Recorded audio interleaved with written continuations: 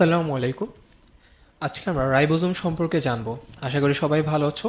তো রাইবোজোমের প্রথমত যে কোশ্চেনটা আমাদের কাছে আসবে সেটা হচ্ছে রাইবোজোম জিনিসটা আসলে কি। তো রাইবোজোম হচ্ছে এক ধরনের সাইটোপ্লাজমীয় অঙ্গাণু, অ্যান্ড এটা খুবই একটা ক্ষুদ্র অঙ্গাণু। তো এটার আমরা যে রাইবোজোম জিনিসটা কি এটা বলতে যেই আমরা এর মধ্যে এর অবস্থান কাজ সম্পর্কে আমরা বলে ফেলব।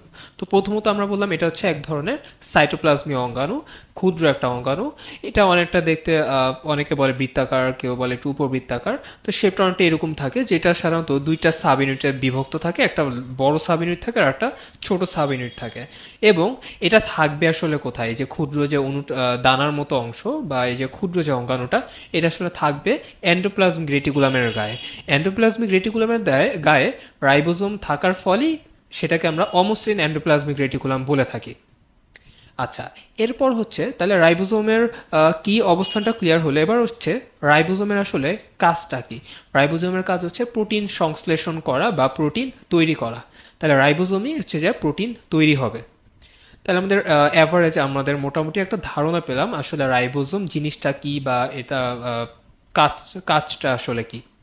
আচ্ছা, এবার আসি রাইবোজোমের আবিষ্কারককে। রাইবোজোমের আবিষ্কারক হচ্ছে অ্যালবার্ট আইনস্টাইন, না অ্যালবার্ট ক্লট। অ্যালবার্ট ক্লট তিনি হচ্ছে রাইবোজোম সর্বপ্রথম আবিষ্কার করেন। কিভাবে করেন? তিনি হচ্ছে যকৃৎ কোষ অর্থাৎ লিভারের যে সেলগুলো আছে না, সেইখানে সাইটোপ্লাজমে হচ্ছে সর্বপ্রথম সেন্ট্রিফিউজ করে কিছু জিনিস দেখতে পান, যার নাম দেন তিনি মাইক্রোজোম। তিনি কিন্তু শুরুতে এটাকে রাইবোজোম বলেননি, তিনি শুরুতে এটাকে কি বলছেন, মাইক্রোজোম বলছেন। পরবর্তীতে বিজ্ঞানীরা আরো করেন, আরো রিসার্চ করেন, পরবর্তীতে এটা আমরা রাইবোজোম হিসেবে পাই, আরো ক্ষুদ্র একটা অঙ্গাণু হিসেবে পাই। তো আমরা একটু দেখি বইতে কি আছে আসলে। বইতে এই যে এখানে হচ্ছে রাইবোজোম কি সেটা বলা আছে, রাইবোজোম কোথায় থাকে সেটাও বলা আছে। তারপর আমরা দেখলাম রাইবোজোম প্রথমত আবিষ্কার করেন কি অ্যালবার্ট ক্লট। উনি আসলে রাইবোজোম আবিষ্কার করেন, উনি আসলে মাইক্রোজোম আবিষ্কার করছেন। পরবর্তীতে জর্জ প্যালেট নামেন একজন বিজ্ঞানী ছিলেন, উনি হচ্ছে রাইবোজোম আবিষ্কার করেন এবং নামকরণ করেন। অর্থাৎ এই মাইক্রোজোম যেটাকে আমরা বললাম মাইক্রোজোম, এটার মধ্যে আবার দুইটা পার্ট আছে, একটা হচ্ছে অন্তঃপ্লাজমীয় ঝিল্লি বলা হয়, এবং আর একটা ক্ষুদ্র একটা দানার মতো অংশ দেখা যায়, সেটা কি আসলে পরবর্তীতে রাইবোজোম নামকরণ করা হয়। আমার মনে হয় আবিষ্কার বা এর ইতিহাসটা আসলে ক্লিয়ার হয়ে গেল। আচ্ছা, এবার আবিষ্কারটা ক্লিয়ার, এবার আরএনপি জিনিসটা আসলে কি জিনিস। তো আরএনপি জিনিসটা বুঝতে হলে আমাদের আগে বুঝতে হবে যে রাইবোজোমগুলো আসলে কোথায় থাকতে পারে। তো রাইবোজোম প্রথমত তো আমরা বললাম যে এন্ডোপ্লাজমিক রেটিকুলামের গায়ে থাকতে পারে, লেগে থাকতে পারে, অথবা তাহলে আমরা লিখি এন্ডোপ্লাজমিক রেটিকুলামের গায়ে থাকতে পারে, অথবা সাইটোপ্লাজমে তারা মুক্ত অবস্থায় থাকতে পারে। তো এই যে সাইটোপ্লাজমে তারা মুক্ত অবস্থায় থাকতে পারে, এখানে তারা হয়তো এককভাবে থাকতে পারে। যদি এককভাবে থাকে তখন সেটাকে মনোরাইবোজোম বলা হয় বা মনোসোম বলা যেতে পারে। অথবা যদি এমন হয় মুক্তোর দানার মতো, বা যদি এমন হয় যে রাইবোজোমগুলো আসলে এরকম একত্রিতভাবে অনেকগুলো রাইবোজোম একসাথে ভাবে আছে, তখন সেটাকে পলিরাইবোজোম বা পলিজোম বলে। তাহলে যদি একত্রিতভাবে থাকে অনেকগুলো, তাহলে সেক্ষেত্রে আমরা কি বলতে পারি, পলিরাইবোজোম বা পলিজোম।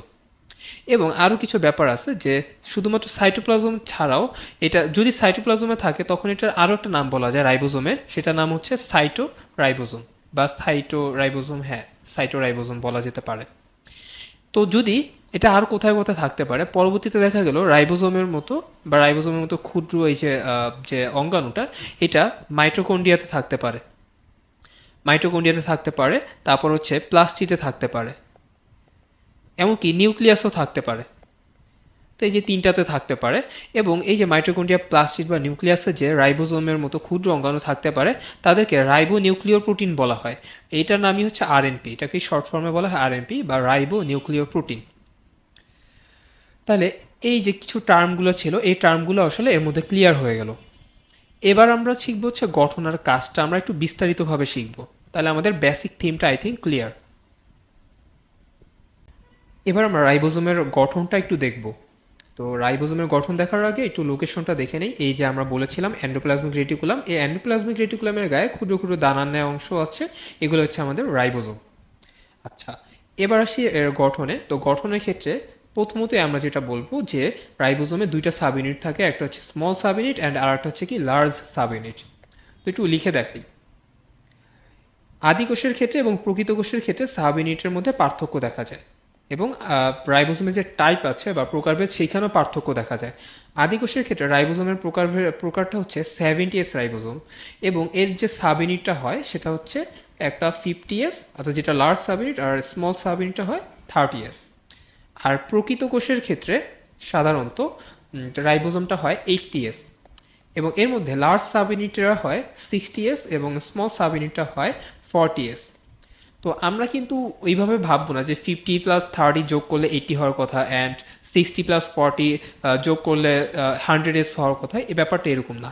এস আসলে জিনিসটা কি, এসটা হচ্ছে আসলে ভেদবার্গ ইউনিট বলা হয়, ভেদবার্গ ইউনিট। তো এইটা হচ্ছে এই রাইবোজোমটা যে আসলে পাওয়া যায় এটা কিন্তু সেডিমেন্টেশন অর্থাৎ অধঃক্ষেপণ করে পাওয়া যায়, বা সেন্ট্রিফিউজ করে পাওয়া যায়। তো এই যে সেন্ট্রিফিউজের এই যে অধঃক্ষেপণের হার, এটা কি আসলে ভেদবার্গ ইউনিট বলা হয়। আই থিঙ্ক এটা ক্লিয়ার। তো এস বলতে আসলে কি বোঝানো হয়েছে এবং এই ইনফরমেশনগুলো আমরা গঠনের ক্ষেত্রে মনে রাখবো প্রথমত। তো এটা হচ্ছে আমাদের গঠনের ক্ষেত্রে প্রথম কাজ। এবার আমরা দ্বিতীয়ত দেখব কি জিনিস, যে এখানে চারটা স্থান আছে বা চারটা সাইট আছে। কি কি চারটা সাইট? এই যে একটা সাইটকে বলা হয় অ্যামিনো অ্যাসিড সাইট, একটাকে বলা হচ্ছে পেপটাইডাইল সাইট, একটাকে বলা হয় এক্সিট সাইট, আর একটা হচ্ছে এমআরএনএ বাইন্ডিং সাইট। এই যে এটা হচ্ছে কি এমআরএনএ বাইন্ডিং সাইট। তো এখানে যদি আমরা একটু দেখাই, এই যে এই জায়গাটা হচ্ছে এমআরএনএ বাইন্ড হয় 5' to 3' পর্যন্ত এমআরএনএ বাইন্ড হয়, একটা আরএনএ বাইন্ড হয়, এটা হচ্ছে এমআরএনএ বাইন্ডিং সাইট। এবং এই সাইডে বাকি যেগুলো আছে এগুলো সবই হচ্ছে টিআরএন এর পার্ট। এগুলো সবই, এই তিনটা হচ্ছে কি টিআরএন এর পার্ট। টিআরএন এর এই পার্টটাকে বলা হয় অ্যামিনো অ্যাসাইল সাইট, এই পার্টটাকে বলা হয় পেপটাইডাইল সাইট, এবং এইটাকে বলা হচ্ছে এক্সিট সাইট। তো এই জাস্ট আমরা সাইটগুলোর নাম মনে রাখবো, এবং মনে রাখবো এই তিনটা পার্ট হচ্ছে টিআরএনএ আর এটা কিন্তু হচ্ছে এমআরএনএ। এই এমআরএনএ টিআরএনএর যে ফলে বা এদের সহায়তায় যে কিভাবে প্রোটিন তৈরি হয়, এটা হচ্ছে আমরা পরবর্তীতে ট্রান্সলেশন প্রক্রিয়া দেখব। তাহলে আমরা বলতে পারি যে এই যে সাইটগুলো আছে বা এর গঠনের মধ্যে আমরা দেখতেছি গঠনটা আসলে ওইভাবেই তৈরি হয়েছে যেন এ প্রোটিন তৈরি করতে পারে। তাহলে গঠনটা ক্লিয়ার। এবার সে কাজে, তো কাজের ক্ষেত্রে তো আমরা বললামই যে এর প্রধান কাজ কি, প্রোটিন তৈরি করবে। তো প্রোটিনের মধ্যে এখন আমরা যদি একটু স্পেসিফিকভাবে আরও কয়েকটা উদাহরণ দিই, যেমন বইতে উদাহরণ দেওয়া আছে, একটা স্পেসিফিক উদাহরণ হচ্ছে সাইটোক্রোমও এখানে তৈরি হয়। সাইটোক্রোম, সাইটোক্রোম জিনিসটা আসলে কি, যখন আমরা উদ্ভিদ সারি তত্ত্ব পড়বো তখন আমরা সাইটোক্রোমের ইটা দেখবো, অবদানটা দেখবো। সাইটোক্রোমের অবদান হচ্ছে এ হচ্ছে ইলেকট্রন ক্যারি করে, ইলেকট্রন ক্যারিয়ার। সাইটোক্রোম হচ্ছে একদম ইলেকট্রন ক্যারিয়ার, এবং এর আরেকটা পরিচয় হচ্ছে এটা হচ্ছে হিম গ্রুপ বিশিষ্ট এক ধরনের প্রোটিন। তো কি হিম গ্রুপ বিশিষ্ট না কোন গ্রুপ বিশিষ্ট এটা আপাতত মনে না রাখলেও হবে, বাট এটা এক ধরনের প্রোটিন। তা আমরা কিন্তু আগেই বলে এসেছি যে রাইবোজোমের কাজ হচ্ছে প্রোটিন তৈরি করা। তো বিভিন্ন ধরনের প্রোটিন তৈরি করে, এর মধ্যে সাইটোক্রোম জাতীয় প্রোটিন তৈরি করে। এছাড়াও কোষের মধ্যে যে ধরো প্লাস্টিড, নিউক্লিয়াস থেকে শুরু করে অন্য অন্য যে আরো অঙ্গাণুগুলো আছে, গলগি বডি বা অন্যান্য আদার্স যে জিনিসগুলো আছে, লাইসোজোম, এদের সকলেরই কিন্তু প্রোটিনের দরকার হয়। সেই সকল ধরনের প্রোটিন কিন্তু এই রাইবোজোমে তৈরি হবে। আর একটা জিনিস আমি বলে রাখতে চাই, যেহেতু সাইটোক্রোম তৈরি করে এবং সাইটোক্রোম তৈরি করার মাধ্যমে সে হচ্ছে কিন্তু কোষীয় শ্বসনেও ভূমিকা রাখে, এক ধরনের কোষীয় শ্বসনেও ভূমিকা রাখে। আচ্ছা, এবার আমরা একটু বইতে দেখি। আমাদের আবিষ্কার ক্লিয়ার এবং গঠনে আসলাম। গঠনে আমরা বললাম এই যে 70S এবং 80S এর কথাটা আমরা এই যে বললাম, সাব ইউনিট দুইটার মধ্যে পার্থক্যগুলো। এবং আমরা এর আগের দিকে দেখলাম এই যে আরএনপি বা রাইবোনিউক্লিক প্রোটিনটা কোথায় কোথায় থাকে, ক্লোরোপ্লাস্ট, মাইটোকন্ড্রিয়া, নিউক্লিওপ্লাজমে আমরা বলে এসেছি। এবার আমরা যে পলিরাইবোজোমের কথাটা আমরা বলছি যে সারিবদ্ধভাবে একসাথে অনেকগুলো রাইবোজোম থাকে, এটাকে পলিরাইবোজোম বলে। তারপর আকৃতির ব্যাপারটা আমাদের দরকার নাই। গঠনের ক্ষেত্রে আমরা বলছি যে 70S 80S এর কথাটা বলছি। আর হচ্ছে চারটা যে ইউনিট থাকে, এই যে চারটা ইউনিট, অ্যামিনো অ্যাসিড বা এ স্থান, পেপটাইডাল বা পি স্থান, নির্গমন বা ই স্থান, এবং এমআরএনএ সংযুক্ত স্থান, এটা আমরা বলছি। এবং আরেকটা জিনিস আমাদের খেয়াল রাখতে হবে, বেশিরভাগ ক্ষেত্রে কিন্তু রাইবোজোমটা পলিরাইবোজোম অবস্থা থাকে যখন প্রোটিন সংশ্লেষণ করা দরকার পড়ে। এবং আরেকটা কথা মনে রাখতে হবে, প্রোটিন সংশ্লেষণ করার সময় কিন্তু সাব ইউনিট দুইটা একত্রিত হয়, তাছাড়া সাব ইউনিট দুইটা আলাদা আলাদা থাকে। রাইবোজোমের রাসায়নিক গঠন। তো রাইবোজোমের রাসায়নিক গঠন হচ্ছে মানে এটা কি উপাদান দিয়ে গঠিত? তো দুইটা উপাদান দিয়ে গঠিত, একটি হচ্ছে প্রোটিন এবং আরেকটি হচ্ছে আরএনএ। তাহলে একটি হচ্ছে প্রোটিন এবং আরেকটি হচ্ছে কি আরএনএ। তো এখানে যে প্রোটিনটা থাকে সেই প্রোটিনটা আসলে বিশেষ করে বেশিরভাগই হচ্ছে এনজাইম, বেশিরভাগই হচ্ছে কি এনজাইম। এবং আরএনএ, কোন আরএনএ থাকে? তো টিআরএনএ থাকে না এমআরএনএ থাকে না, কোনটা দিয়ে আসলে সে গঠিত হয়? সে গঠিত হয় আরআরএনএ দিয়ে। আরআরএন এর পূর্ণরূপই হচ্ছে রাইবোজোমাল আরএনএ। তো আরআরএন এর পূর্ণরূপই হচ্ছে রাইবোজোমাল আরএনএ, সো সে আরআরএনএ দিয়ে গঠিত হয়। আর তাছাড়া আমরা যেটা দেখছিলাম এই চিত্রে, যে টিআরএনএ এমআরএনএ যেটা থাকে সেটা কিন্তু হচ্ছে সংযুক্ত হয়, যে টিআরএনএ এমআরএনএ এটার সাথে রাইবোজোমের একটা সংযোগ, একটা আছে, সংযোগ আছে। সেটা হচ্ছে কি, যে এরা হচ্ছে সংযুক্ত হয় এবং এরা প্রোটিন তৈরিতে হেল্প করে, বাট এরা কিন্তু রাসায়নিক গঠন নয়। সো টিআরএনএ এমআরএনএ আরআরএনএ এটা নিয়ে আসলে যেন আমরা কনফিউজড না হই। আর একটা ব্যাপার, প্রোটিন এবং আরএনএ এরা উভয় হচ্ছে যে 1:1 রেশিওতে থাকে, অর্থাৎ উভয়ে সেম পরিমাণই থাকে। আচ্ছা, তাহলে রাসায়নিক গঠনটা গেল, এবং এখানে একটা এনজাইমের নাম আছে, সেটা হচ্ছে আরএনএজ এনজাইম। আরএনএজ এনজাইম, তো এগুলো জাস্ট আমরা একটু মনে রাখবো। এবার আসে উৎপত্তি। তো রাইবোজোমের উৎপত্তিটা হয় কোথায়? দুইটা জিনিস আমাদের খেয়াল রাখতে হবে, যে রাইবোজোম দুইটা কোষে থাকে, আদি কোষেও থাকে, প্রকৃত কোষেও থাকে। তো আদি কোষে আসলে কিভাবে তৈরি হয়? আদি কোষে ডিএনএ বা আদি যে ক্রোমোজোমটা আছে সেখান থেকে রাইবোজোমটা তৈরি হয়। কিন্তু প্রকৃত কোষে তারা হচ্ছে নিউক্লিয়াসের মধ্যে তৈরি হবে, পরবর্তীতে সেই নিউক্লিয়াসের বাইরে চলে আসবে, অর্থাৎ সাইটোপ্লাজমে চলে আসবে।